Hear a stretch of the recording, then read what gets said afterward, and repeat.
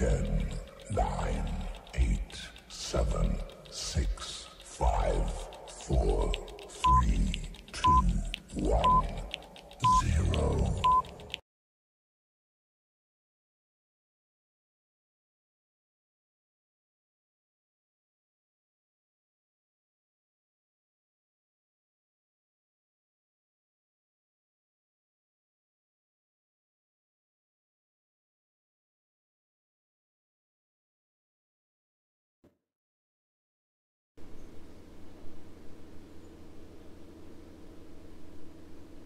हम लोगों ने सेक्शन 45 चार्जिंग सेक्शन देखा, 2 सब सेक्शन 14 कैपिटल एसेट की डेफिनीशन देखी, 2 सब सेक्शन 47 ट्रांसफ़र की डेफिनीशन देखी और 47 वो डेफिनीशन देखी जो ट्रांसफ़र होते हुए भी ट्रांसफ़र नहीं है।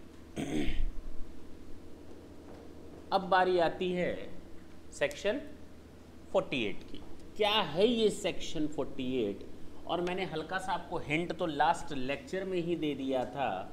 Section 48 computation of capital gain. जब हम कंप्यूटेशन की बात करते हैं तो मैंने ये चार्ट भी आपको हिंट के लिए बना करके दिया था। फॉर्मेट, क्या फॉर्मेट बनाया था? सेल कंसीडरेशन हम लोग अवॉइड करेंगे, will try to write full value of a consideration instead of writing the word sale consideration. Full value of consideration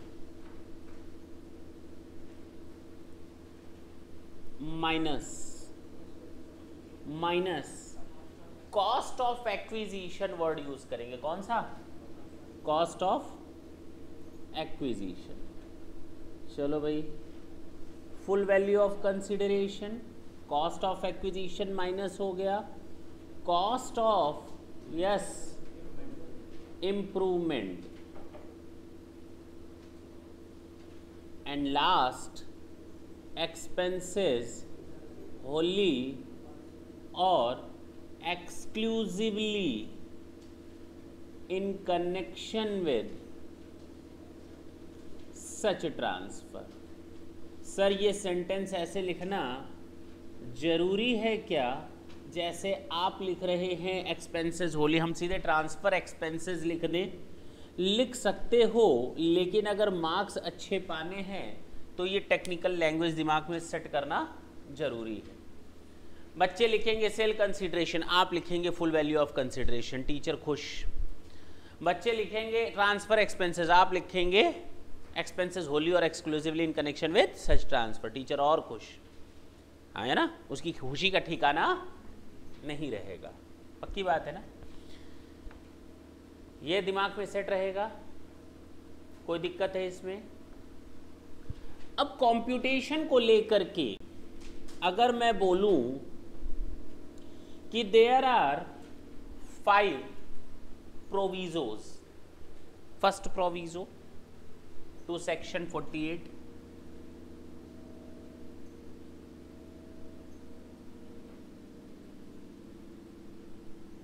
second proviso to section 48, third proviso लिखना नहीं है, fourth proviso and fifth proviso. Sir ये proviso क्या है? इसी provision को थोड़ा और एक्सप्लेन किया है कि ये प्रोविजन कहता है how to compute capital gain, but there are different conditions and in these conditions, या हमको कह सकते हो फर्स्ट प्रोविजो में बताया गया है आपको कैपिटल गेन इस केस में कैसे कैलकुलेट करना है, इस केस में कैसे कैलकुलेट करना है, किस चीज़ का डिडक्शन मिलेगा और किस चीज़ का डिडक्शन नहीं मिलेगा, ये बताया गया है। किसमें? First proviso, second proviso, third proviso, fourth proviso, fifth proviso. सबसे पहले हम बात करेंगे किस प्रोविजो की? First proviso. फर्स्ट प्रोविजो कहता है कि अगर कोई नॉन रेसिडेंट है, सुनना ढंग से, और उसके पास इंडियन कंपनी के शेयर्स और डिबेंचर्स हैं और उसने इन शेयर्स और डिबेंचर्स को ट्रांसफर किया है, तो जो कैपिटल गेन अराइज होगा वो कैसे कंप्यूट किया जाएगा, that method is described by first proviso to section 48।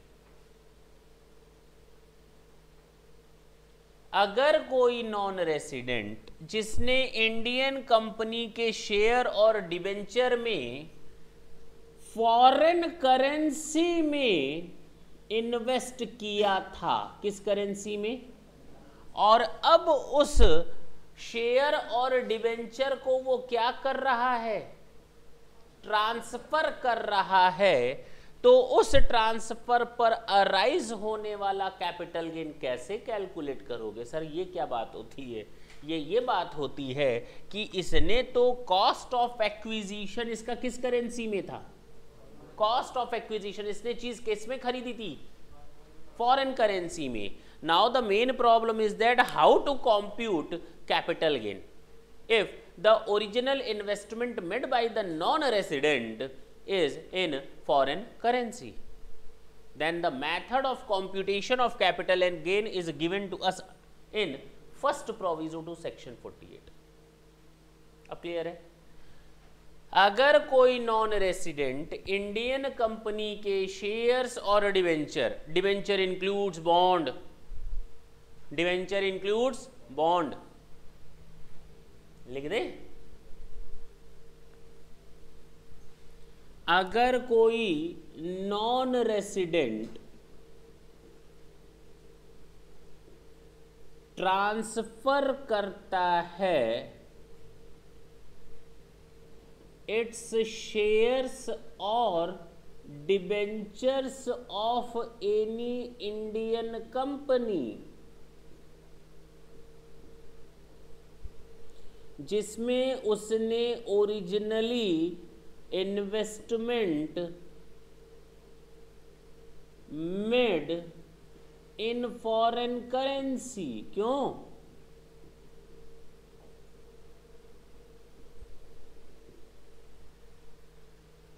तो अब बताओ capital gain is to be calculated as follows. नहीं समझ में आई बात? अगर कोई नॉन रेसिडेंट ट्रांसफर करता है इंडियन कंपनी के शेयर्स और डिबेंचर जिसमें उसने ओरिजिनली इन्वेस्टमेंट किया था फॉरेन करेंसी में, तो अब उसका कैपिटल गेन ऐसे निकलेगा। कैसे निकलेगा? ऐसे निकलेगा। क्लियर? देखा जाए?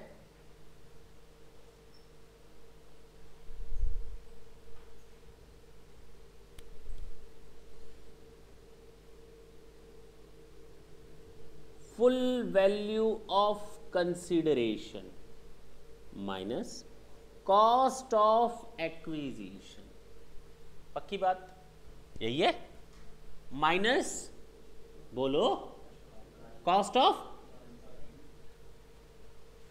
शेयर और डिबेंचर में कौन सा इंप्रूवमेंट होता है हमको जरा ये बता दो। एक शेयर रखो, 2 दिन बाद 2 निकालो, ऐसे होता है क्या? इंप्रूवमेंट हो सकता है क्या उसमें? उसमें कौन सा इंप्रूवमेंट होगा? कोई इंप्रूवमेंट नहीं। नहीं समझ में आई बात?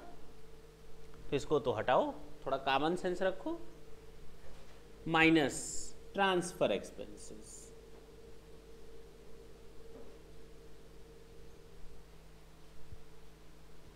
पक्की बात है ना?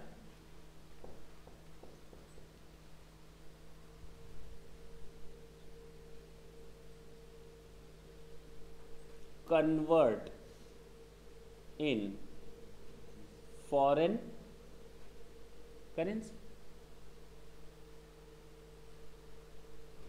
कन्वर्ट करेंगे हम इन सब चीजों को किसमें? Foreign currency. कैसे कन्वर्ट करेंगे sir? Average of TTBR and TTSR,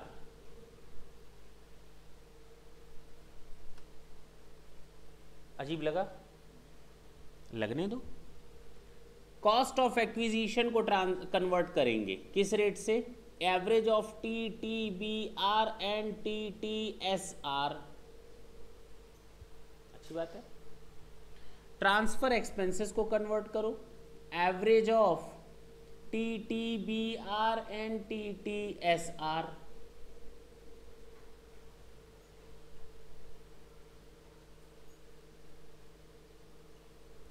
TTBR का फुल फॉर्म होता है टेलीग्राफिक ट्रांसफर। अब देखो तुम लोग होशियार बन जाओगे एक सेकंड के अंदर। बाइंग रेट, तो जरा बताओ TTSR का मतलब क्या होगा? देखो ना, हम तो पहले ही जानते थे, तुम लोग बड़े तेज आदमी हो। टेलीग्राफिक ट्रांसफर सेलिंग रेट, पक्की बात है। तो हम लोग एवरेज ले लेते हैं telegraphic transfer buying rate and selling rate का average divided by 2, divided by जो रेट हमारे हाथ में आया उस रेट को यूज करेंगे फुल वैल्यू ऑफ कंसीडरेशन यानी इंडियन करेंसी की सेल प्राइस को किसमें कन्वर्ट करने के लिए? फॉरेन करेंसी को इसमें इस रेट से यूज करेंगे। सर बात समझ में नहीं आई। हमारे पास 1,00,000 रुपए हैं, इसको हमें कन्वर्ट करना है किसमें? और हमारे पास TTBR एंड TTSR दिया हुआ है। $1 की कीमत तुम क्या जानो? TTBR दिया है 40, चलो TTBR दिया है 45 रुपए और 55 रुपीज। बता सकते हो 1,00,000 रुपए को डॉलर में अगर कन्वर्ट करना हो तो कैसे करोगे? एवरेज ले लो, कितना आया? यानी $1 की कीमत तुम तो जान गए, $1 50 रुपए के बराबर है, तो 1,00,000 रुपए कितने डॉलर के बराबर? बताओ ना। $2,000 कन्वर्ट कर दिया ना तुम लोगों ने। इंडियन करेंसी को किस में कन्वर्ट किया? फॉरेन करेंसी में। एवरेज ऑफ TTBR TTSR का यूज करते हुए इंडियन करेंसी को फॉरेन करेंसी में तुम लोग यूज करना सीख गए, पक्की बात है ना। तो अब अगर हम कहेंगे कन्वर्जन, तो कन्वर्जन तो सर मेरे बाएं हाथ का खेल है, लिखते दाएं हाथ से, ठीक है ना। Full value of consideration, average of TTBR and TTSR, average of TTBR and TTSR, average of TTBR and TTSR। तो सर बार बार लिखने की क्या जरूरत थी? तीनों में एक ही बार लिख देते एवरेज ऑफ। हाँ, ऐसे कैसे लिख दिए? यहाँ का TTBR TTSR कुछ और है, यहाँ का TTBR TTSR कुछ और है, और यहाँ का TTBR TTSR कुछ। सर कब कौन सा लगेगा? ये वो रेट्स होते हैं जो reserve bank of India daily release करती है। ये वो रेट्स हैं जिसको reserve bank of India daily release करती है, डेली, पक्की बात है। खरीदा कभी होगा 2 साल 3 साल 4 साल पहले, बेच हम आज रहे हैं, और बेचने पर खर्चा 10 दिन पहले किया गया होगा या 10 दिन बाद किया गया होगा। ट्रांजैक्शन सब अलग अलग, तो सब में एक रेट कैसे लग जाएगा तुम लोग खुद बताओ, क्या लगेगा? अब कॉमन सेंस यूज करो। कौन सा सेंस? Common sense. कॉमन नहीं यूज करना, कॉमन सेंस यूज करना। कॉस्ट ऑफ एक्विजिशन को बताओ, हमें कन्वर्ट करना है किस दिन का रेट लेंगे? जिस दिन खरीदा गया हो, या जिस दिन बेचा गया हो, या जिस दिन खर्चा किया गया हो? जिस दिन, अरे इंसान जिस दिन खरीदा गया ना, जिस दिन, as on the date of acquisition, as on the date of,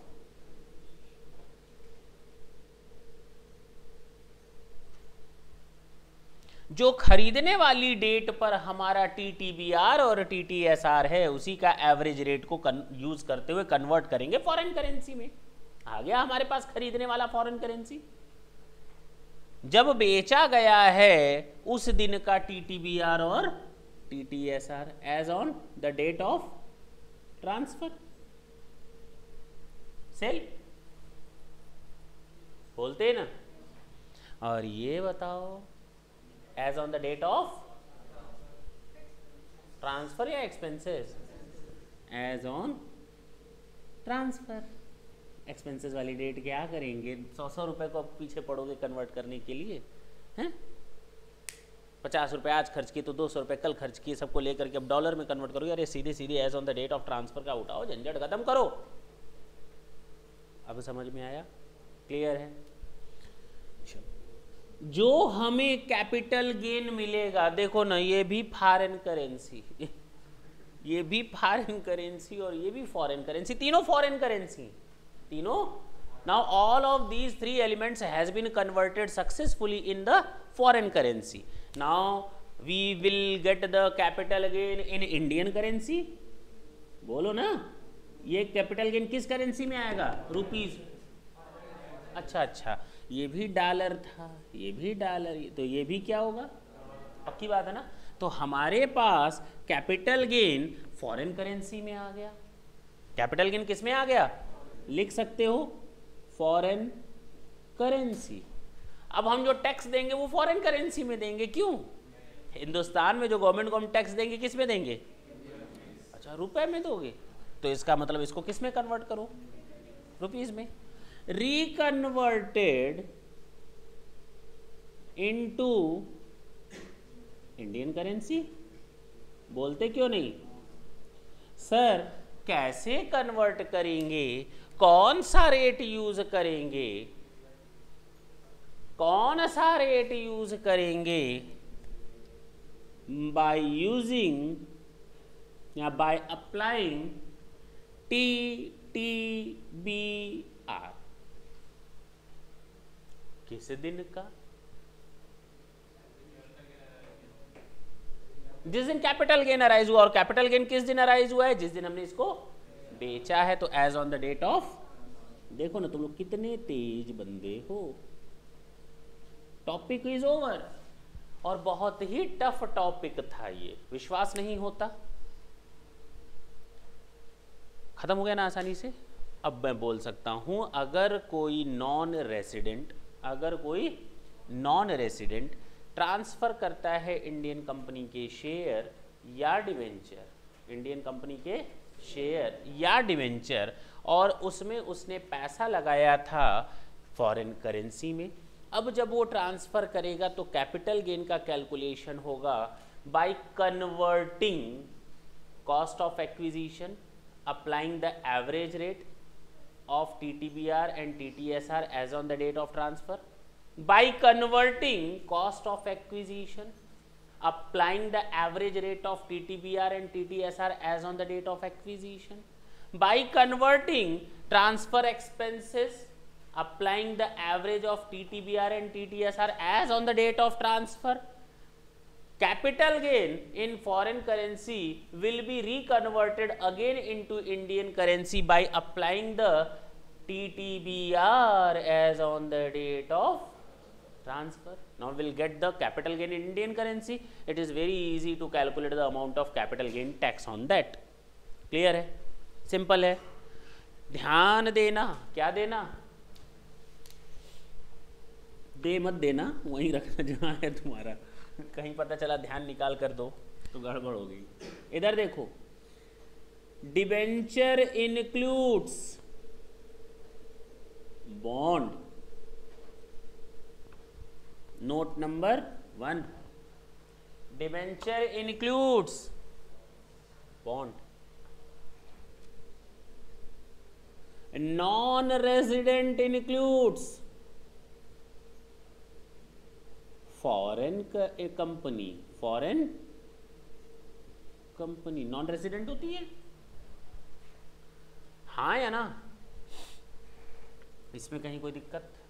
note लिख सकते हो दोनों, ये छाप सकते हो कॉपी में, छापो। That was your first proviso to section 48।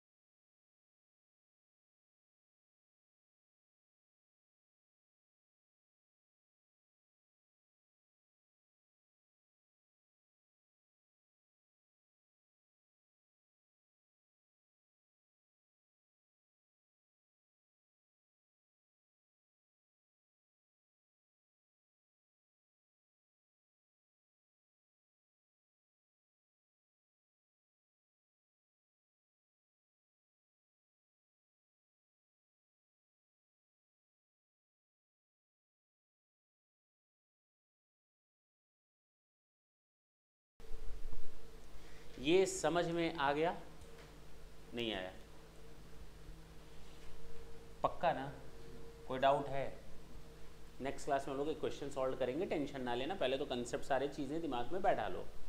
अगर कोई नॉन रेसिडेंट इंडियन कंपनी के शेयर और डिवेंचर जिसमें बॉन्ड शामिल है और जिसमें फॉरेन कंपनी भी शामिल है नॉन रेसिडेंट के तौर पर, अगर उसने इंडियन कंपनी के शेयर और डिवेंचर में ओरिजिनली इन्वेस्टमेंट किया था फॉरेन करेंसी में, now at the time of the transfer of those shares और debentures, if any capital gain arises, the capital gain would be calculated by converting cost of acquisition, applying the average of TTBR, TTSR as on the date of acquisition, full value of consideration by converting full value of consideration, applying the average rate of TTBR, TTSR as on the date of transfer, transfer expenses by applying the TTBR, TTSR as on the date of the transfer. The resultant figure capital gain would be again reconverted into the Indian currency by applying the TTBR as on the date of the transfer. That's it. खत्म हो गया। Tough था क्या? ये था कौन सा proviso? First proviso. अब सेकंड ने और कमाल करके दिखाया, ढंग से सुनना। सेकेंड प्रोविजो टू सेक्शन 48, जानते हो इसने हमें इंडेक्सेशन के बारे में बताया। किसके बारे में बताया? इंडेक्सेशन के बारे में।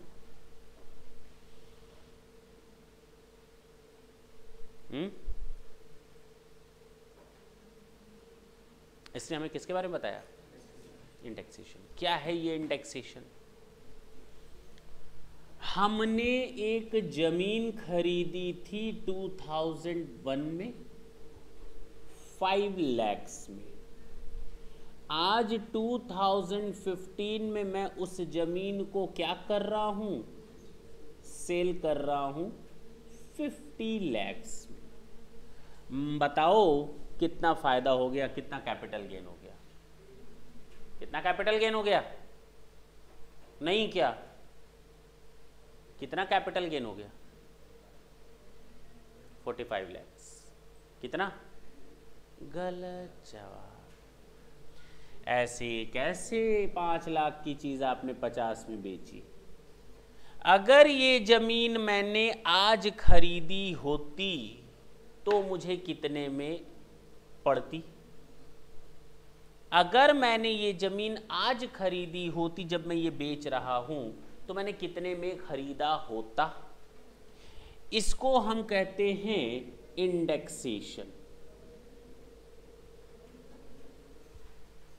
इसको हम कहते हैं, जब जमीन खरीदी थी उस समय इंडेक्स चल रहा था। कौन सा इंडेक्स? थोड़ी देर बाद बात करते हैं।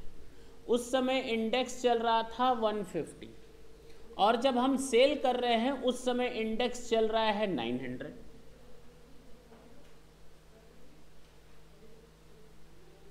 नहीं? तो अगर 150 के इंडेक्सेशन पर दाम था कितना?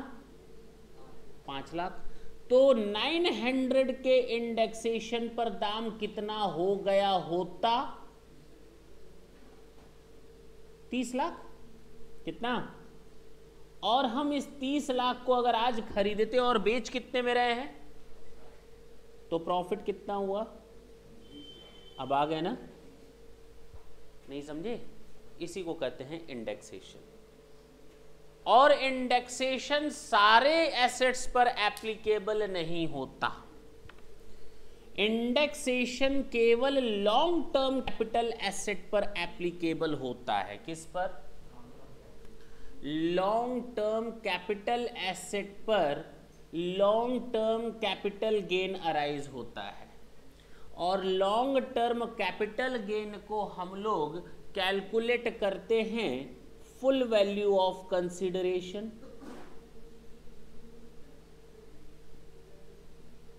Minus indexed cost of acquisition. Cost of acquisition नहीं, indexed cost of acquisition minus indexed cost of improvement. बोलते क्यों नहीं सर, हमें तो पता ही नहीं चल रहा कब आप लॉन्ग टर्म बोल रहे हैं कब शॉर्ट टर्म। ये पहली बार मैंने बोला लॉन्ग टर्म कैपिटल गेन, पहली बार बोला है, तो मेरा फर्ज बनता है कि मैं तुम लोग को ये भी समझाऊं कि कब लॉन्ग टर्म और कब। धैर्य रखें। माइनस एक्सपेंसेस होली और exclusively in connection with such transfer. ये जो कैपिटल गेन अराइज होगा इसको हम कहेंगे लॉन्ग टर्म कैपिटल गेन। इसमें हमने इंडेक्सेशन यूज किया है। सर इसका मतलब तो ये हुआ there are two types of capital gains, जो अभी तक हम लोग को आपने बिल्कुल महरूम रखा इस चीज को बताने से। बिल्कुल सही बात। There are two types of capital gain. The first one is your long-term capital gain and the second one is your short-term capital gain. Sir short term capital gain कब अराइज होता है? जब आप short term capital asset transfer करते हो। अच्छा sir, इसका मतलब लॉन्ग टर्म कैपिटल गेन तब अराइज होगा जब हम short term capital asset transfer करें। हाँ, अच्छा, लॉन्ग टर्म कैपिटल गेन के लिए लॉन्ग टर्म कैपिटल एसेट होनी चाहिए। बेस क्या होना चाहिए? Long term asset. Long term asset को आप ट्रांसफर करोगे तो long term capital gain, short term capital asset को ट्रांसफर करोगे तो short term capital gain.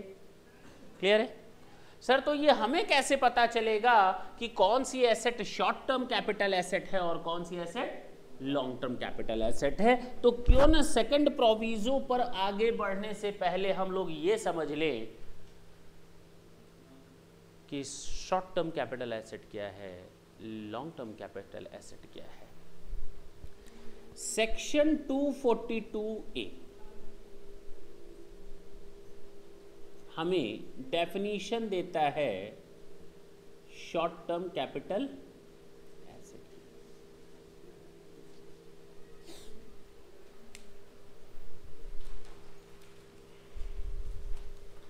Page number 6 पर सबसे नीचे मैंने दिया हुआ है, फिलहाल उसको देखना मत ही, ठीक। सेक्शन 2 सब सेक्शन 42A बताता है शॉर्ट टर्म कैपिटल एसेट किसको कहेंगे। और इस साल, जिस साल में तुम लोग का एग्जाम है मई 2000 या जून 2015 एंड नवंबर दिसंबर 2015, उसमें ये चेंजेस आए हैं। असेसमेंट ईयर 15-16 से ये चेंजेस आए हैं। क्या चेंजेस हैं सर जी? शॉर्ट टर्म कैपिटल एसेट नई चीज़ है। अगर तुम लोगों से कुछ लोग पुराना जानते हो तो भूल जाओ। क्या करो? भूल जाओ। शॉर्ट टर्म कैपिटल एसेट की definition, short term capital asset means the capital asset of which the period of holding is not in excess of 36 month. ये फर्नीचर मेरा 5 साल पुराना है, क्या 36 महीने से ज्यादा है? अरे 5 साल पुराना है तो क्या 36 महीने से ज्यादा है? तो हो गया ना लॉन्ग टर्म कैपिटल एसेट। बोलो। ये बिल्डिंग मेरी 24 महीना पुरानी है, 24 मंथ्स ओल्ड। बताओ क्या ये शॉर्ट टर्म है? बिल्कुल शॉर्ट टर्म है, क्योंकि ये 36 महीने से ज़्यादा नहीं है। पक्की बात है। अब हम इसको डिफाइन करते हैं। Short term capital asset means the capital asset of which, capital asset word याद रखना, कैपिटल एसेट कौन होती हैं? सारी होती हैं, मूवेबल, इमूवेबल, बिजनेस से रिलेट करें या ना करें, लेकिन इन 5 को छोड़ करके agricultural land, personal effect, agricultural land, personal effect, stock यानी stores, fourth gold deposit bond and special bearer bond, इन 5 को छोड़ करके बाकी सब कैपिटल एसेट होती है। क्या तुम्हारा गुर्दा और फेफड़ा भी कैपिटल एसेट है? किडनी वगैरह देखो तो इन 5 को छोड़कर सब कैपिटल एसेट है। लेकिन ह्यूमन ट्रैफिकिंग और ह्यूमन ऑर्गन्स को सेल करने वाला गैर कानूनी काम होता है, जेल चले जाओगे बेटा, ठीक है ना।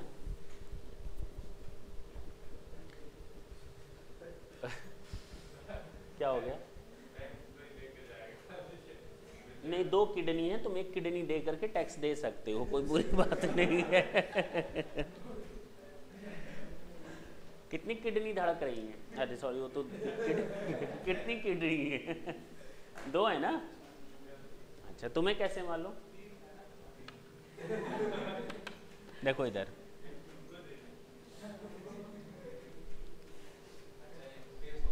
देखो इधर, डोनर डोनी बाद में बनना, इधर देखो। Short term capital asset means the capital asset of which the period of holding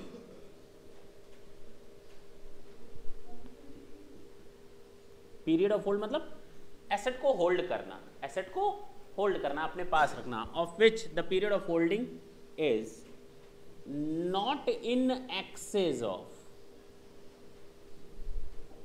36 months। कहानी यहीं पर खत्म नहीं हुई, इसके आगे एक और वर्ड लिखा है, उसको जरा मैं लिखता हूं। Just before the date of transfer, ये डेफिनेशन है सेक्शन 242A में। ये डेफिनेशन दी गई है सेक्शन 242A में। अब मैं तुम लोग को कुछ एग्जाम्पल देता हूं और तुम लोग हमें बताओगे वो लॉन्ग टर्म है या बता ले जाओगे। 36 महीने का कैलकुलेशन तो तुम लोग के बाएं हाथ का खेल है, नहीं है? जरा देखते हैं एग्जाम्पल। डेट ऑफ एक्विजिशन,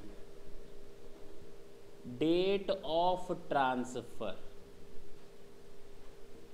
और ये है नेचर। बता ले जाओगे ना? हम केसेस देते जाएंगे और तुम लोग दनादन दनादन बताते जाओगे।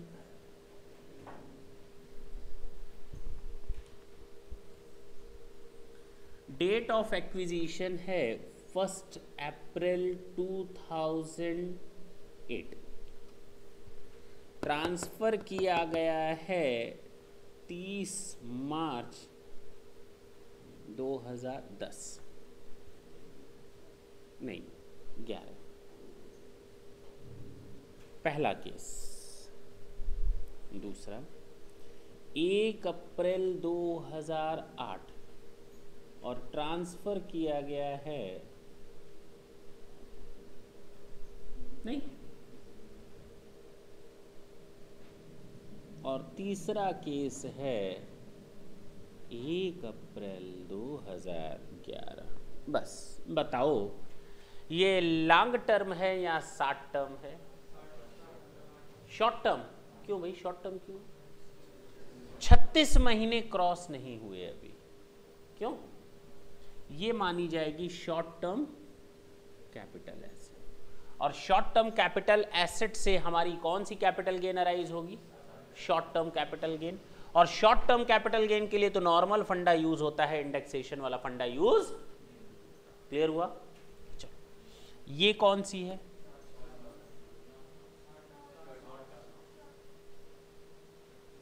तीन दिए हैं तो 2 तो लॉन्ग टर्म शॉर्ट टर्म होंगी, 1 लॉन्ग टर्म ही होगी। ये कौन सी है? पक्का ना? ये बताओ।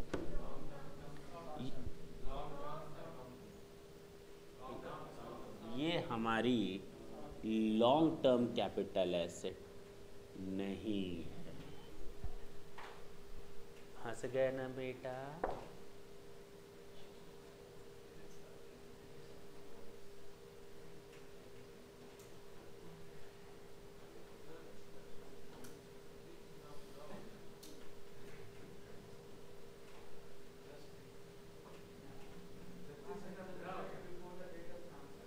छत्तीस महीना एक दिन हुआ या नहीं?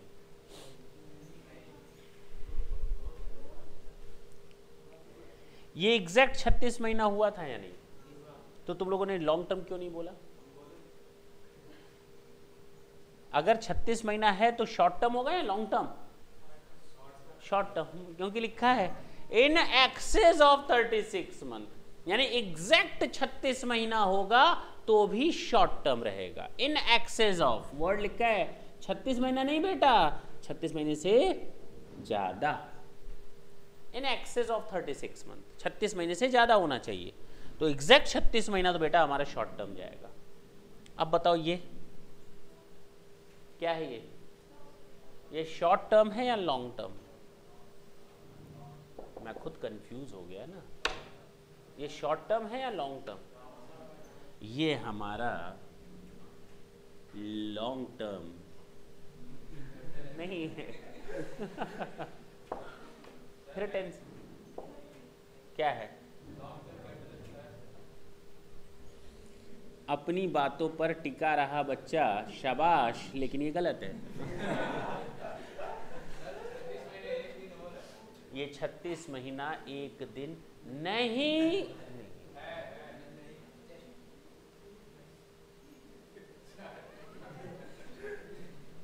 ये 36 महीना एक दिन, अरे इसमें हंसने वाली क्या बात है? चलो ये कल बताएंगे, इसको यहीं पर छोड़ देते हैं, इसकी हैं? आज ही बता दें, ब्रेक दे दे।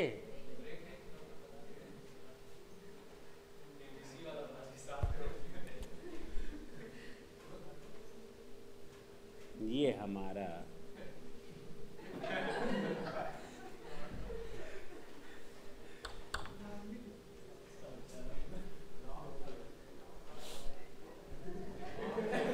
अरे नहीं नहीं, साफ नहीं लिखा था, और कोई बात नहीं, मैं काट नहीं रहा हूं, ये सही है ना? घोर आश्चर्य है ना? थोड़ा सा ध्यान दें, कृपया ध्यान दें। ये मैंने एक सेंटेंस, आज ब्लू है, आज पानी पानी ना, कुछ ऐसा था ना, सनी सनी, देखो ब्लू कलर से मैंने कुछ लिखा था, लिखा है ना, just before the date of transfer, यानी डेट ऑफ ट्रांसफर तो पीरियड ऑफ होल्डिंग में आता ही नहीं है। Date of transfer is to be excluded, date of transfer is to be excluded, क्योंकि just before the date of transfer को consider कर रहा है। तो जिस दिन ट्रांसफर हुआ है, डेट ऑफ ट्रांसफर, इसको मारो गोली, इसका मतलब मेरे पास एसेट थी 1 अप्रैल से लेकर 31 मार्च तक, इस डेट में तो थी नहीं मेरे पास, और 31 मार्च तक का मतलब एग्जैक्ट 36 महीना, और एग्जैक्ट 36 महीने का मतलब शॉर्ट टर्म। बोलो, अब क्लियर हुआ? ये 36 महीना एक दिन नहीं है, वो एक दिन हटा दो बेटा, एग्जैक्ट 36 महीना हो गया। 1 अप्रैल, इसीलिए मैंने ये लास्ट में कॉलम छोड़ रखा था, मैं जानता था तुम लोग गलत बताओगे, यहां पर आते आते लॉन्ग टर्म बोलोगे। अब यहां पर हमारा ये लॉन्ग टर्म क्या, क्योंकि अब 36 महीना एक दिन हुआ, क्योंकि 1 अप्रैल तक मेरे पास वो एसेट थी, 36 महीना एक दिन, तो वो लॉन्ग टर्म बनी। तो नोट करना है या मिटा दूं?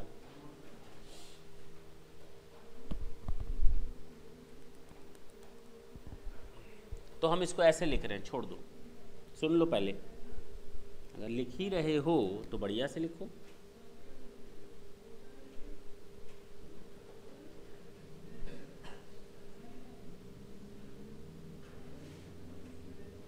पीरियड ऑफ होल्डिंग, बोलो क्या है पीरियड ऑफ होल्डिंग? इधर देखो, 1 अप्रैल 2008 टू, हाँ अच्छा 29, देखो ना तुम लोग कितने तेज हो गए, ये क्या बन गई? ये हो गया नेचर। अब हमें कुछ बताने की जरूरत नहीं पड़ेगी। 1 अप्रैल 2008 से लेकर कब तक? 30 मार्च। हाँ बताओ, 1 अप्रैल 2008 से लेकर पीरियड ऑफ होल्डिंग, अब क्या हो गया? अब तुम लोग का जवाब बिल्कुल सही है, नहीं? और 1 अप्रैल 2008 टू 1 अप्रैल 2000,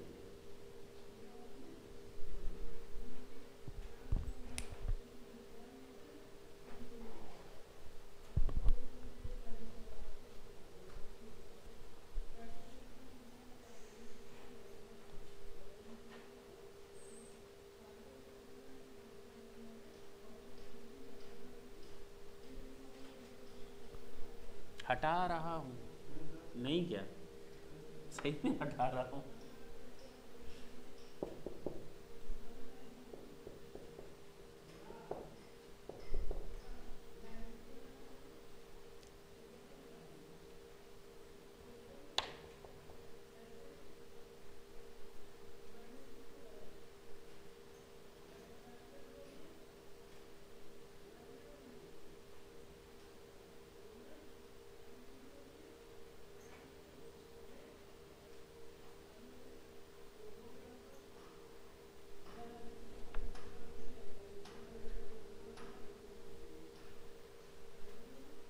अब अगर लॉन्ग टर्म कैपिटल एसेट के बारे में डेफिनेशन दी जाए तो लॉन्ग टर्म कैपिटल एसेट वो होती है जो शॉर्ट टर्म कैपिटल एसेट ना हो, और शॉर्ट टर्म कैपिटल एसेट वो होती है जो लॉन्ग टर्म कैपिटल एसेट ना हो।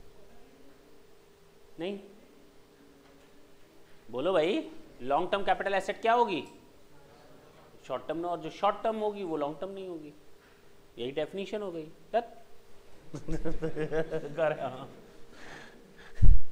तुम्हारा घर किसके सामने? मेरे घर के सामने। और मेरा घर किसके सामने? तुम्हारे घर के सामने। दो बच्चे ट्रेन में, मतलब ट्रेन में तो कई लोग यात्रा करते हैं, ट्रेवल करते हैं। दो लोग आपस में बात करने लगे।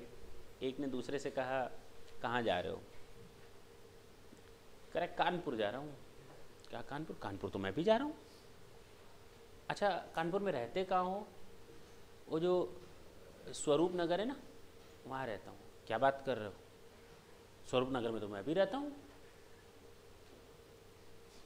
स्वरूप नगर में कहाँ रहते हो? कहा गली नंबर जो 12 है ना, उसमें रहता हूँ। दत्त, उसमें तो मैं भी रहता हूँ। कह रहे अपार्टमेंट का नाम क्या है? कहा कामा अपार्टमेंट। अब सारे लोग लगे देखने इधर से उधर से कि ये क्या हो रहा है। रहते एक ही शहर में हैं, एक ही मोहल्ले में और एक ही गली में, अब बिल्डिंग की बात आ गई। कहा मैं भी तो उसी में रहता हूँ। सब हक्के बक्के लगे ताकने चारों ओर से, जो इधर उधर थे दौड़ दौड़ कराए देखे दोनों को। कहा किस फ्लोर पे रहते हो? कहा 5th फ्लोर पे। नहीं हो सकता, नहीं हो सकता। कहा क्यों नहीं हो सकता? कहा 5th पे तो मैं भी रहता हूँ। तो कहा अरे कौन सा रूम नंबर है? अब सब लोग लगे देखने। क्या बात है भाई, एक ही शहर, एक ही मोहल्ला, एक ही गली और एक ही बिल्डिंग, और फ्लोर भी एक ही। तो कहा रूम नंबर 13।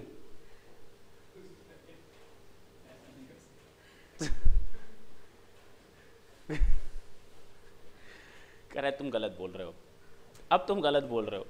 रूम नंबर 13 में मैं रहता हूँ। तो सब लोग बोले कि भाई तुम लोग एक ही मोहल्ले में रहते हो, एक ही घर में रहते हो।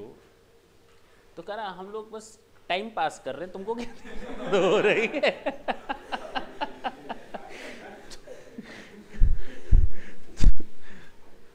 वही बात है, टाइम पास कर रहे हो। मैं तुम्हारे घर के सामने, तुम मेरे घर के सामने। बताओ समझ में आया? तो टाइम पास ना करो। हटाएं? हाँ भाई, दो लोग आपस में बात कर रहे हैं, कुछ भी कर रहे हैं, हमें उससे क्या लेना देना भाई।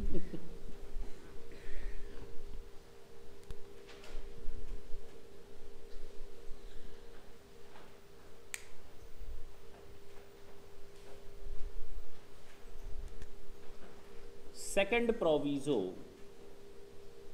टू सेक्शन 48, इसने कहा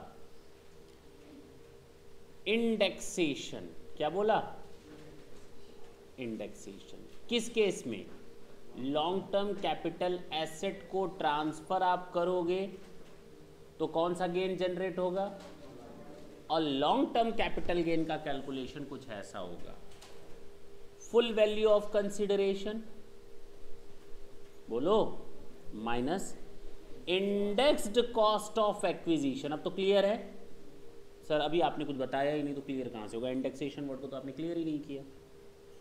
indexed cost of improvement minus transfer expenses. तुम लोग डिटेल में लिखोगे, एक्सपेंसेस होली और exclusively in connection with such transfer. This is your long term capital gain.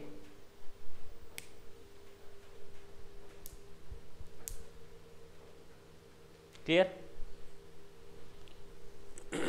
और इंडेक्सेशन मैंने तुम लोग को बताया अभी कैसे हम लोगों ने 5 लाख को 30 लाख में कन्वर्ट किया और 50 लाख में से 30 लाख लेस किया तो 20 लाख कैपिटल गेन जनरेट हुआ।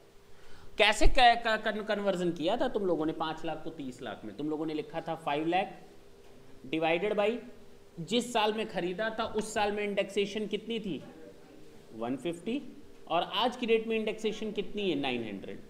तो कॉस्ट ऑफ एक्विजिशन को तुम लोगों ने कन्वर्ट किया ना, इंडेक्स कॉस्ट ऑफ एक्विजिशन बोल सकते हो ना, कितना लाख। अब इसी चीज को अगर हम फॉर्मूले में डाल दें, क्या लिखेंगे?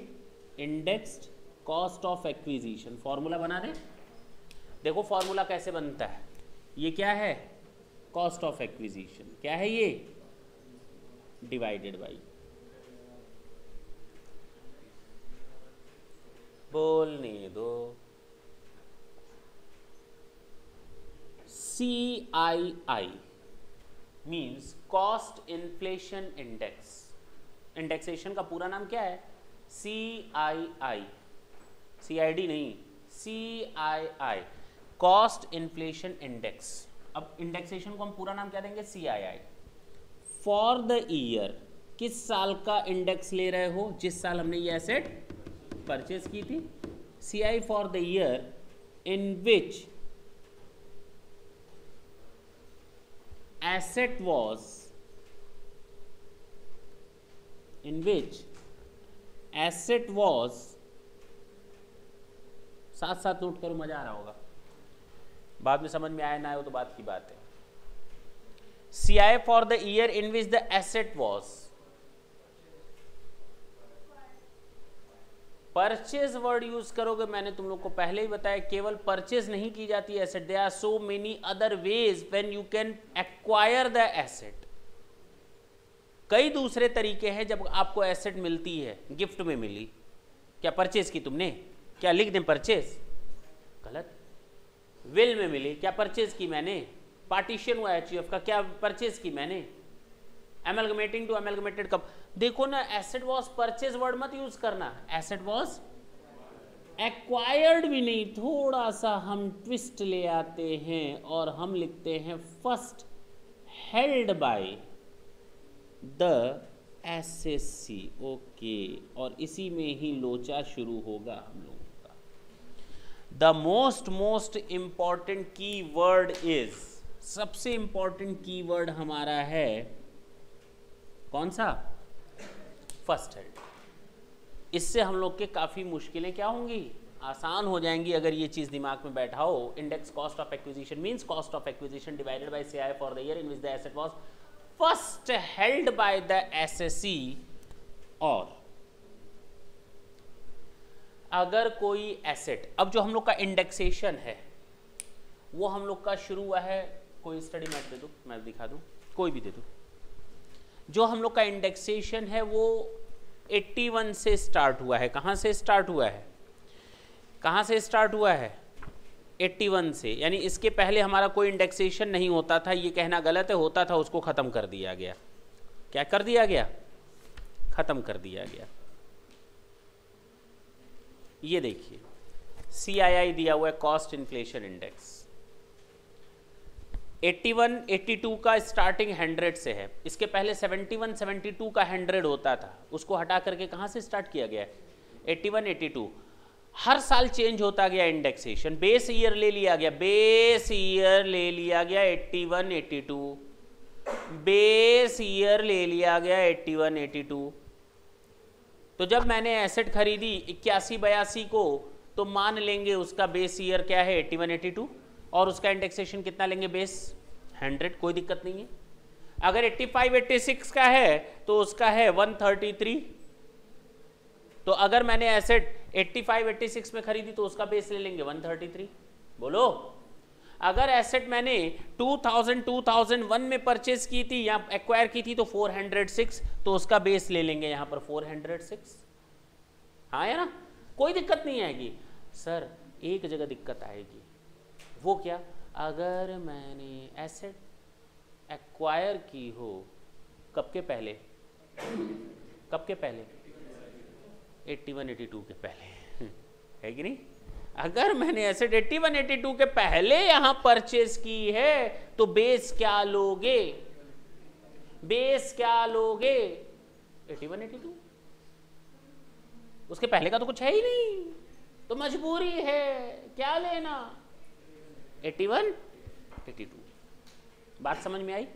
तो यहां पर हम लिखेंगे और CII फॉर 1981 82, जो दोनों में से पहले हो या जो दोनों में से बाद में हो।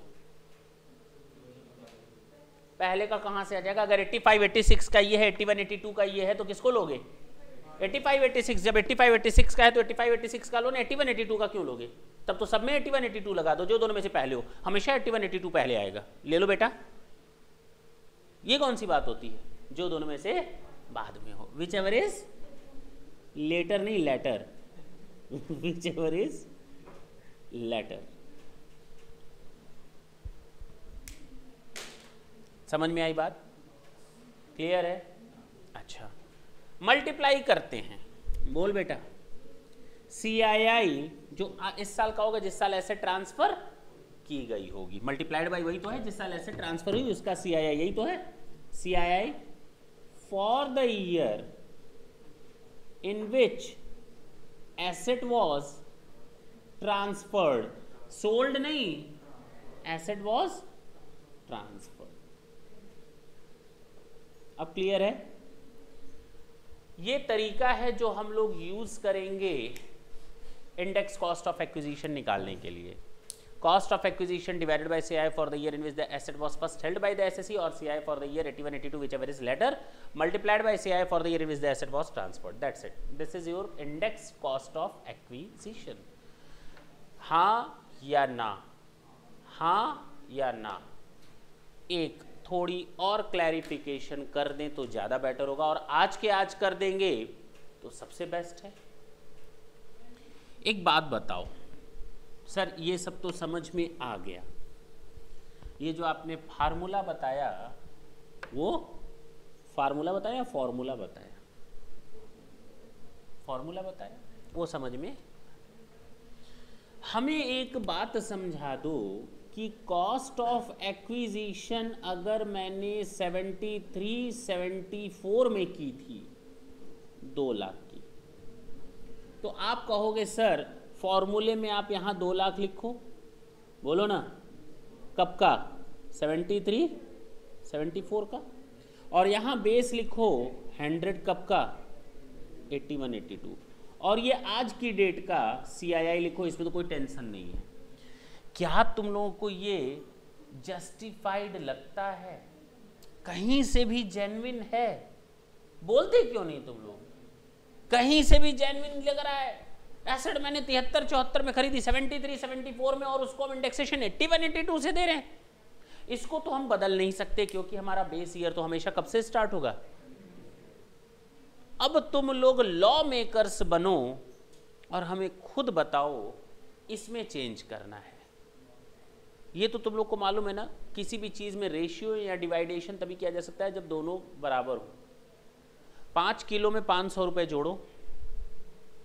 बोलो भाई, क्यों नहीं जुड़ेगा?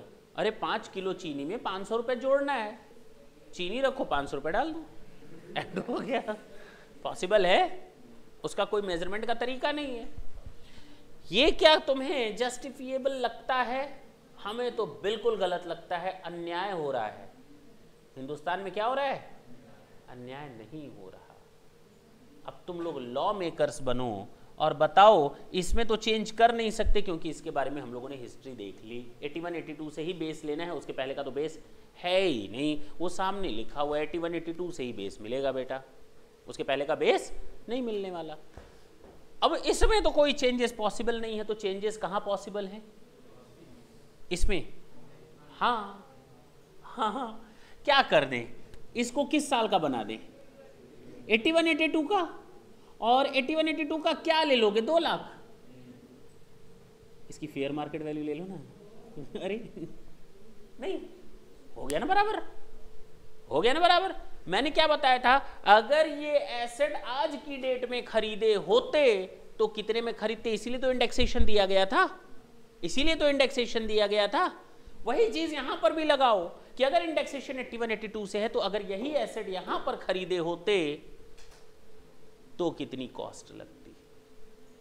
अब क्लियर है, पक्की बात है। तो हम आज ये चीज इसीलिए समझा दिए कि जब हम लोग क्वेश्चन सॉल्व करेंगे तो टेंशन ना हो। अच्छा मान लो, सुनना, 73 74 की कॉस्ट थी 2 लाख और 81 82 की फेयर मार्केट वैल्यू है 5 लाख, तो किसको बेस लोगे? मतलब 5 लाख को लेकर चलोगे या 2 लाख को? क्योंकि 5 लाख ज्यादा बेटर रिजल्ट देगा। कॉस्ट बढ़ गई तो हमारी कॉस्ट और बढ़ेगी, कॉस्ट बढ़ेगी तो कैपिटल गेन कम होगा, एसएससी को फायदा ही फायदा, बोलते क्यों नहीं? लेकिन क्या जरूरी है एफएमवी बढ़े ही बढ़े? हो सकता है ये क्या हो जाए। अब कितने जाओगे बेटा? 2 पर, जो तुम्हारे लिए फायदेमंद हो, क्योंकि एक्चुअल में तो तुमने 2 ही लाख खर्च किया था, तो 2 लाख का इंडेक्सेशन ले सकते हो, that is up to you. It is an option which has been provided to an SSC to consider the cost actually incurred on or before 81 82 or the fair market value which is as on the date of 81 82, that's it. That is up to the option of SSC. जो उसको जो benefit में लगेगा वो ले लेगा, और benefit में क्या होगा? जो दोनों वैल्यूज में से हायर वैल्यू होंगी। अब क्लियर हुआ? आएगा, चिंता मत करना। नेक्स्ट क्लास जब हम लोग कॉस्ट ऑफ एक्विजिशन पढ़ेंगे ना तो अपने आप ये चीज आती जाएगी। आज इसीलिए समझा दिया ताकि वहां पर दिक्कत ना हो। सेक्शन 55 में जब हम लोग नेक्स्ट क्लास में देखेंगे तो देखो ना, कंसेप्ट कितना क्लियर बनाया गया है, कहीं कोई लोचा नहीं, कुछ याद करने की जरूरत नहीं है। हर चीज एक दूसरे से क्या है, जुड़ी हुई है। अगर उसको ना जोड़े तो चीजें बिखर जाएंगी, रटनी पड़ेंगी। इंडेक्स कॉस्ट ऑफ एक्विजिशन समझ में आ गया। Sir index cost of improvement का भी तो फॉर्मूला बता दे। जाते जाते ये तो बता जा, इंडेक्स कॉस्ट ऑफ एक्विजिशन का कैसे कैलकुलेशन करेंगे? बताओ। Cost of improvement, cost of acquisition, उसी तरह कॉस्ट ऑफ इंप्रूवमेंट। जिस साल ऐसा इंप्रूवमेंट करवाया, बोलो, जिस साल ऐसा इंप्रूवमेंट करवाया, नहीं तो CII for the year in विच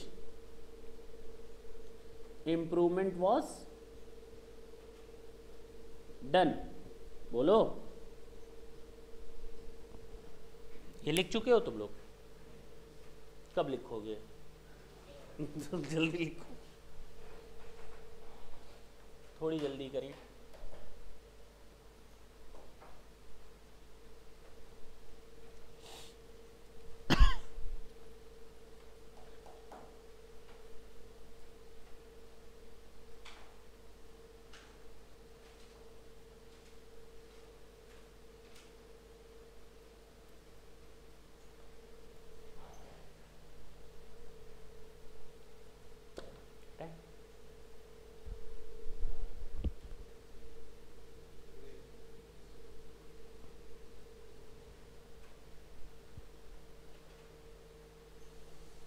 लिख चुके हो?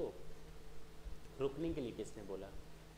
रुक रुक रुक, अरे बाबा रुक, हटाएं।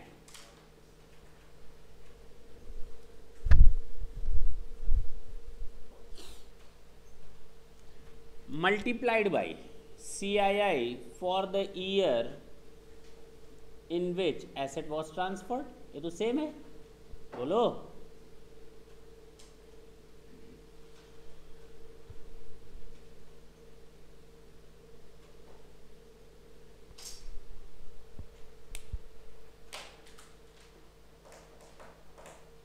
क्लियर है? दोनों चीजें, index cost of acquisition CII for the year in which the asset was first held by the SSC और year 81 82 whichever is later, multiplied by CII for the year in which the asset was transferred here. Index cost of improvement में cost of improvement divided by CII for the year in which the improvement was made, multiplied by CII for the year in which the asset was transferred. कोई दिक्कत है? एक दिक्कत और है, तुम लोग असल में मिलाने की कोशिश नहीं करते ना चीज़ों को। बताएं ना बताएं? बता दें। इधर देखना, हमने एक एसेट 73 74 में 2 लाख की परचेज की। मान लो ये बिल्डिंग मैंने परचेज की थी, कितने में? 81, अच्छा चलो उसके बाद 78 79 में मैंने इसी बिल्डिंग में फर्स्ट फ्लोर बनवा दिया और उस पे मेरे लग गए कितने 3 लाख। पक्की बात है।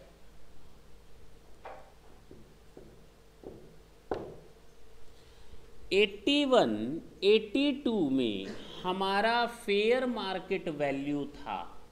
पक्की बात है, क्योंकि बेस ईयर तो इसी को लेते। तो इस एसेट का फेयर मार्केट वैल्यू था 4 लाख। चलो 8 लाख कितना। और आज 2014-15 प्रीवियस ईयर में मैंने इस एसेट को बेच दिया 60 लाख में। कितने में? पक्की बात है। अब तुम लोग खुद कॉमन सेंस से बताओ, हम कॉस्ट ऑफ एक्विजिशन क्या लें, 2 लाख 5 लाख या 8 लाख? पक्की बात है ना, क्योंकि ये एसएससी के लिए बेनिफिशियल है। कॉस्ट ऑफ एक्विजिशन क्या लिया? कॉस्ट ऑफ एक्विजिशन क्या लिया? मेरा वर्ड ढंग से सुनो। तुम लोगों ने इसको क्या ले लिया? डिवाइडेड बाई 81 82 का 100 मल्टीप्लाइड बाई आज का 1024। बता दे रहे हैं तुम लोग को 1024 है इस साल का। 14-15 प्रीवियस ईयर का कितना है? 1024। मल्टीप्लाई कर सकते हो? नहीं कर सकते। सुनो ना, सेल कंसीडरेशन कितना था? 60 माइनस क्या करते हैं? इंडेक्स कॉस्ट ऑफ एक्विजिशन कितना आएगा?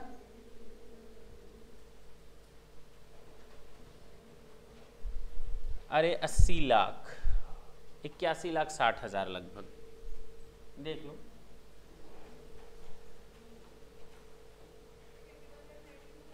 $81,92,000। बोलो, प्रॉफिट आया लॉस आया उससे तो कोई हमको लेना देना नहीं होता। माइनस क्या करेंगे? इंडेक्स कॉस्ट ऑफ कितना 3 लाख। लोगे या नहीं लोगे? क्यों नहीं लोगे? नहीं लेंगे? नहीं निकालोगे? क्यों निकालोगे जब मार्केट वैल्यू ले लिए हो 8 लाख? एक बात बताओ, इस जब हम मकान बेच रहे हैं, मैं बोल रहा हूँ 81-82 में इस मकान की मार्केट वैल्यू इतनी है, तो उस मार्केट वैल्यू में तुमने इसको छोड़ दिया था। और ये इंसान मार्केट वैल्यू में तुमने रंगाई पुताई का भी जोड़ लिया था।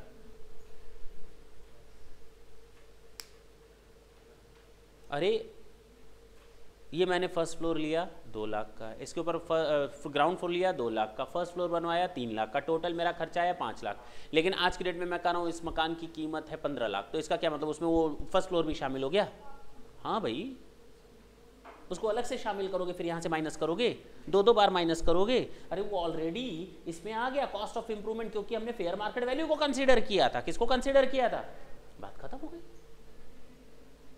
तो इसके लिए एक रूल बना दिया गया, सीधे सीधे। अब उससे आपको फायदा हो या नुकसान वो आप अपना देखो, कहाँ जाना चाहते हो, अब आपकी मर्जी। रूल क्या बनाया गया होगा तुम लोग बताओ। क्या 81-82 के पहले का अगर कोई कॉस्ट ऑफ इंप्रूवमेंट है तो क्या कभी उसको कंसीडर करोगे? बिल्कुल भी मत करना।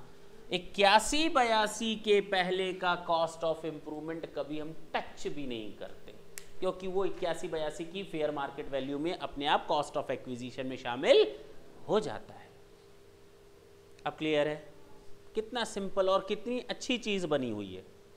बच्चे इसको रट्टा मारते कि if any cost of improvement has been done on or before 1st April 81 then no any indexation will be made। Why? रट्टा ना मारो, समझ लो। क्योंकि 81-82 का आप मार्केट वैल्यू जब आपको कंसीडर करने के लिए दे दिया गया है, then what is the need to consider the cost of improvement in that. हाँ बोलो, अब मैं समझ गया तुम क्या जवाब पूछना चाहते हो। क्वेश्चन कम हो। देखो ना कितना बंदा तेज है, हम तो पहले ही जान गए थे, ना भी पूछते तो हम बता देते। इनकम टैक्स इन सब बवालों में नहीं पढ़ना चाहता। पहली बात, उसने आपको सीधा सा एक सॉल्यूशन दिया, बेटा या तो आप 81-82 का फेयर मार्केट वैल्यू ले लो, या 73 74 की कॉस्ट ले लो बेस ईयर के लिए, बात खत्म। हमने आपको मौका दिया है, अगर आपको 73 74 की कॉस्ट इस फेयर मार्केट वैल्यू से अधिक है, ढंग से सुनना, तुम खुद कह रहे हो कि 73 74 की कॉस्ट इससे अधिक है, तो इसका मतलब फेयर मार्केट वैल्यू में तो कॉस्ट ऑफ इंप्रूवमेंट ऑलरेडी शामिल है, और मेरी कॉस्ट उससे अधिक ऑलरेडी है, तो उसमें शामिल अपने आप हो गया। दो दो बार बेनिफिट क्यों लोगे? अब समझ में आई बात? तो सीधे सीधे एक रूल ही बना दिया गया कि 81 82 के पहले का कॉस्ट ऑफ इंप्रूवमेंट काट डालो। एग्जाम में क्वेश्चन में 81 82 के पहले का कॉस्ट ऑफ इंप्रूवमेंट आए, काट डालो।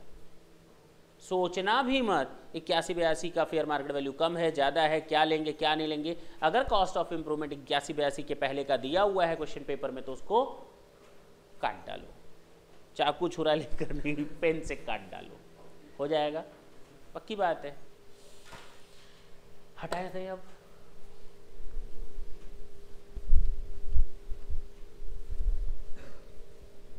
इसको हम फाइनली अब लिखने जा रहे हैं, उसके बाद तुम लोग कॉपी करना। क्या करोगे? कॉपी करोगे।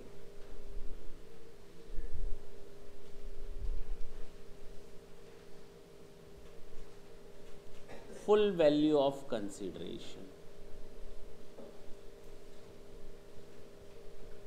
Minus indexed cost of acquisition. कैसे? Cost of acquisition divided by CII for year in which asset was first held by SSE, बोलो, और CII for 81 82 whichever is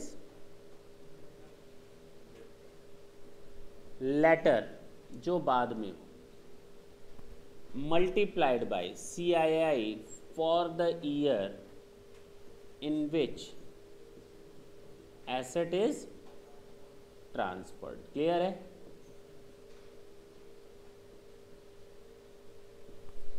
अभी बहुत लोचे आने वाले हैं। देखो ना, हर एक सेक्शन दूसरे सेक्शन से कहीं ना कहीं क्या है, अटैच्ड है। Minus indexed cost of improvement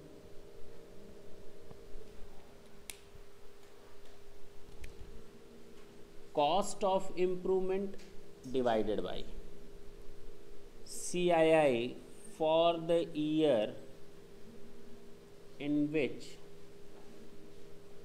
improvement was made या done into CII for the year in which asset is transferred।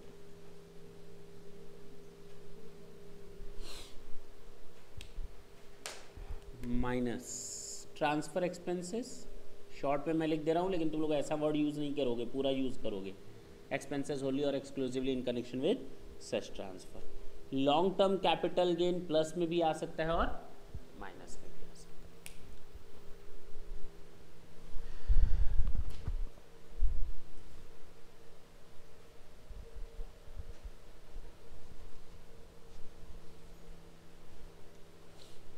इसको हम चाहते तो 2 मिनट के अंदर फॉर्मूला लिख करके हम कह देते रट्टा मार लो, झंझट खत्म। लेकिन इससे कई कंसेप्ट आगे के हम लोग के क्या हो गए, क्लियर हो गए। जब आगे हम लोग पढ़ेंगे तो अच्छा यही था क्या सर, अच्छा यही था क्या सर, अपने आप समझ में आएगा। हटा दें।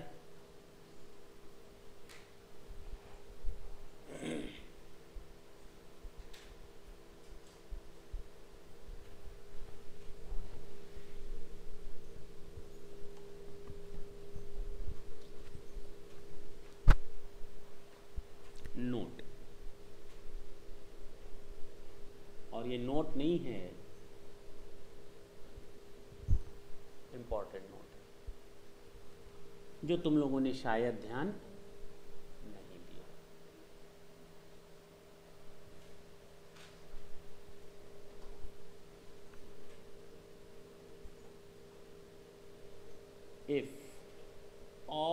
the conditions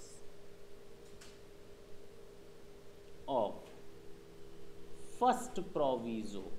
ओके सर, आप कहाँ पहुँच गए? आप तो सेकंड प्रोविजो बता रहे थे, आप क्या लिख रहे हैं? क्या लिख रहे हैं? फर्स्ट प्रोविजो में क्या बताया था? अगर कोई नॉन रेसिडेंट इंडियन कंपनी के शेयर्स या डिवेंचर्स या बॉन्ड्स को ट्रांसफ़र करता है तो, और उसने ओरिजिनली फॉरेन करेंसी में इन्वेस्टमेंट किया था, अब ट्रांसफ़र करते समय कैपिटल गेन का कैलकुलेशन ऐसे ऐसे ऐसे ऐसे होगा, यही तो बताया। अब चाहे वो लॉन्ग टर्म हो चाहे शॉर्ट टर्म हो, वहाँ इंडेक्सेशन नहीं मिलने वाला।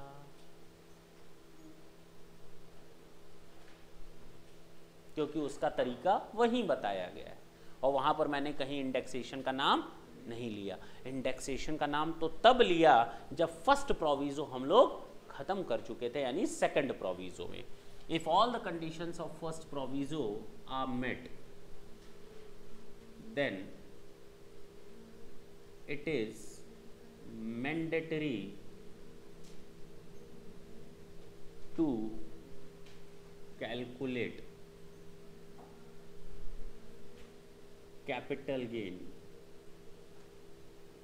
as per rules given thereunder. Sir एक बात बताइए ना, कौन सा रूल आपने उस समय पढ़ाया था? जो कन्वर्जन रूल होते हैं ना, कौन से रूल? Conversion rule. वो रूल दिए हुए हैं 115A में। याद करने की जरूरत नहीं है, मैंने वर्ड लिखा रूल, इसी के लिए मैं क्लैरिफाई कर रहा हूँ। रूल्स कौन से? तो रूल्स दिए हुए हैं, rule number 115A। Rule 115A में बताया गया है, cost of acquisition will be converted into the foreign currency by applying the average rate of TTBR TTSR as on the date of the acquisition. Cost of full value of consideration will be converted into the foreign currency by applying the TTBR TTSR as average as on the date of transfer. ये जो rules थे ये किस में दिए हुए हैं? 115A में। क्लियर है? अब एक और नई प्रॉब्लम आई, सुनो। Even if asset is long term or short term,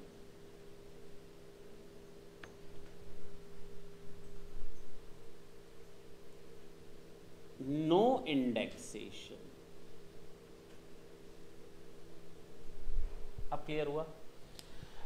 ये रेस्ट्रिक्शन लगाया गया है फर्स्ट प्रोविजो के ऊपर। If all the first provisos conditions are fulfilled then try to restrict yourself to use only that particular proviso, do not go with the indexation.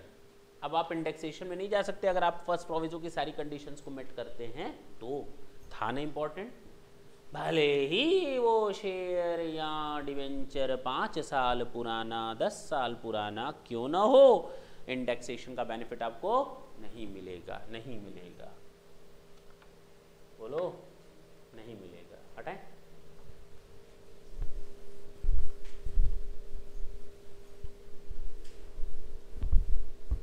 अब ज्यादा हो गया ना क्लास, अब ज्यादा हो गया, लेकिन है third provision to section 48। Simple सा है, 2 लाइन का है।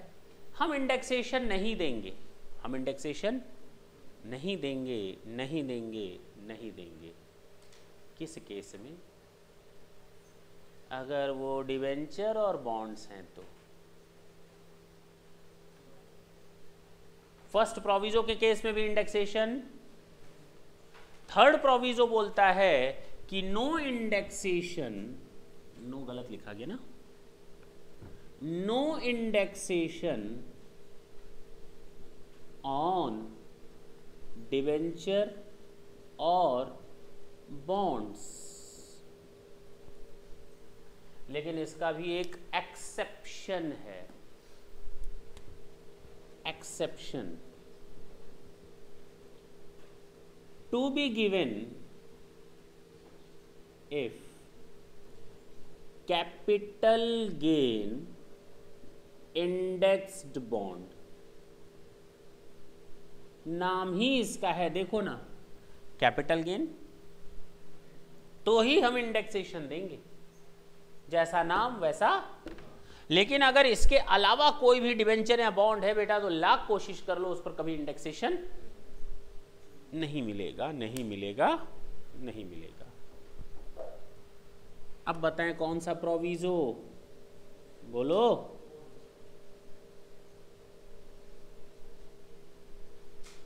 नहीं पढ़ेंगे, जाओ, खत्म। फिफ्थ प्रोविजो,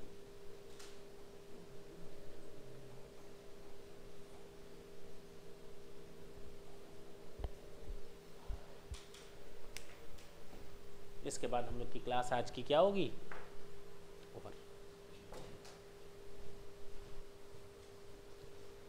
नहीं समझ में आया, यहां तक नहीं आया?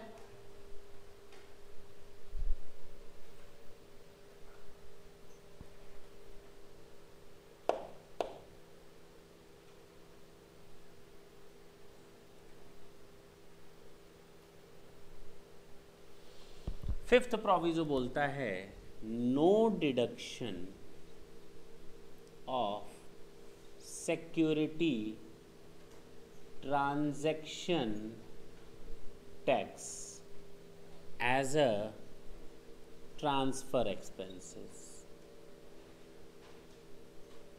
जब आप ट्रांसफर एक्सपेंसेस के नाम पर डिडक्शन लेते हो ना, cost of acquisition minus cost of improvement minus transfer expenses, तो भले ही ट्रांसफर एक्सपेंसेस के तौर पे आपका सिक्योरिटी ट्रांजैक्शन टैक्स लगा हो, उसकी डिडक्शन नहीं मिलेगी, नहीं मिलेगी, नहीं मिलेगी। अब क्लियर है? हम लोगों ने सेक्शन 48 खत्म कर दिया। क्लियर है? कहीं कोई डाउट हो तो बोलो। भाई फर्स्ट प्रोविजन ने कहा, सुन लो, फर्स्ट प्रोविजन का अगर किसी नॉन रेसिडेंट पास इंडियन कंपनी के शेयर और डिवेंचर हैं और उसने ओरिजिनली फॉरेन करेंसी में इन्वेस्ट किया था और आज उसको वो ट्रांसफर कर रहा है, तो कैपिटल गेन का कैलकुलेशन होगा, कन्वर्ट करेंगे उनको फॉरेन करेंसी में। रूल 115A में जो दिया है, 115A में जो रूल में दिए हुए हैं उसके हिसाब से कन्वर्जन करेंगे TTBR TTSR का यूज करते हुए, और जो कैपिटल गेन कैलकुलेट होगा उसको फिर से रिकन्वर्ट करेंगे इंडियन करेंसी में, बात खत्म। नो इंडेक्सेशन, कोई इंडेक्सेशन। दूसरा, इंडेक्सेशन की बात आई सेकंड प्रोविजो में, जब लॉन्ग टर्म कैपिटल एसेट होती है तो long term capital gain arise होगा। उसके लिए हमको ये तो पता चल जाए कि शॉर्ट टर्म कैपिटल एसेट क्या होती है, इसके अलावा जो बचा वो लॉन्ग टर्म कैपिटल एसेट होगी। Short term capital asset means the capital asset of which the period of holding is not in excess of 36 month just before the date of transfer. और मैंने आज जो शॉर्ट टर्म कैपिटल एसेट की definition बताई वो आधी बताई, आई दा आधी हम नेक्स्ट क्लास में बताएंगे। क्लियर? चलो, इसका मतलब कोई भी कैपिटल एसेट जो 36 महीने से अधिक की होती है वो क्या होती है, लॉन्ग टर्म होती है। और लॉन्ग टर्म कैपिटल एसेट के केस में long term capital gain arise होगा, और लॉन्ग टर्म कैपिटल गेन के केस में हमारा कैपिटल गेन कैलकुलेट होगा सेल कंसिडरेशन यानी full value of consideration minus cost index cost of acquisition minus index cost of improvement minus transfer expenses, that's it. और transfer expenses allowed नहीं होते security transaction tax के case में, ये fifth proviso बोलता है। Third proviso बोलता है कि no indexation on debenture on bonds. Fourth proviso बोलता है, हम बताए ही नहीं। क्लियर हुआ? पक्की बात है।